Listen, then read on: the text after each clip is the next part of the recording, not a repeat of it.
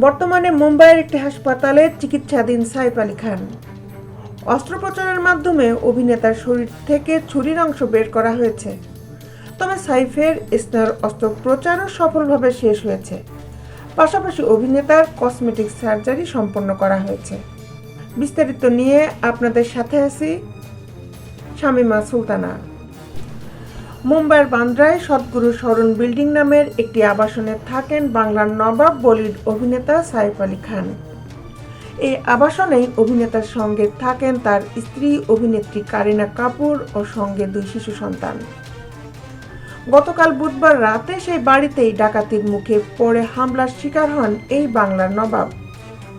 তবে ঘটনার সময় অভিনেত্রী কারিনা বাড়িতে ছিলেন কিনা তা স্পষ্ট নয়, কারণ এ ঘটনার কিছুক্ষণ আগেই বোন কারিশমা কাপুর এবং 2 বন্ধু সোনম কাপুর, রিয়া কাপুরের সঙ্গে পার্টি করার ছবি দিয়েছিলেন কারিনা।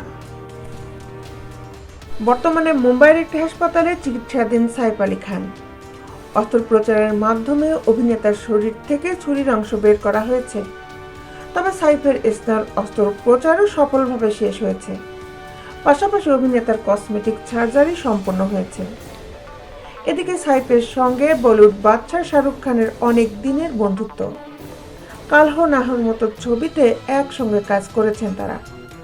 তারপর থেকে তাদের ঘনিষ্ঠ সম্পর্ক।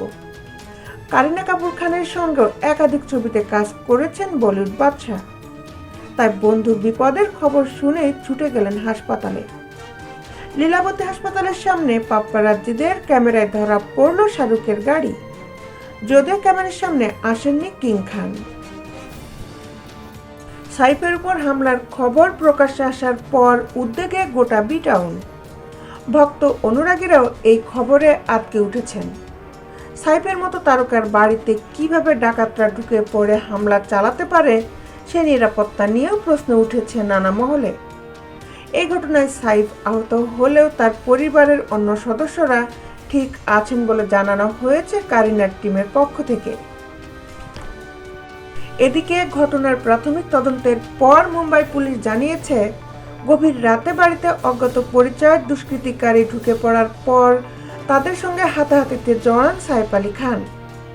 সেই সময় অভিনেতাকে ছুরি দিয়ে কয়েকটি আঘাত করা হয়। পরিবারের কয়েকজন সদস্যও সেই সময় উপস্থিত ছিলেন বলে জানিয়েছে মুম্বাই পুলিশ।